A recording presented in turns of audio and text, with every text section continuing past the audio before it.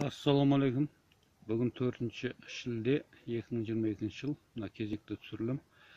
Мына Grox органикалық тыңайтқышты қолданып жатырық. Мына жылыжайымыз 5 сөтік. Осы таңертең жиылған, күнде таңертең жиямыз.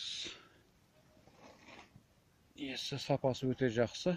Шарында 530 теңге болып тұйды. Осы теплица жылдан 450-ден алып кетіп жатыр бағасын. Листовой 150 грамм 16 литрге қосамыз. Мына тамырға 500-600 литр суға 300 грамм қосып беріп жатырмын. Көрсеткіші өте тамаша.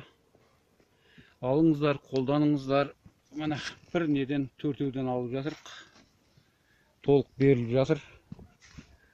Мына қараңыздар, қалай төгіп жатыр өнімін. Осы 5 сөтік жерге орналасқан Астана қаласы Софиевка ауылындамыз. Мына барлық жерін түсірейін. Әз қараңғы кеш болып қалды, сонда да түсіріп жатырмын. Мына қараңыздар, төртеу, бесеуден де салып жатыр. 5-ші терілім ғой осы. 6-шыға өтеміз ертең. Хабарласыңыздар, алыңыздар, тыңайтқышты Grox. Келесі түсірілімде картошка, арбуз, қауын барлығын түсіретін боламыз.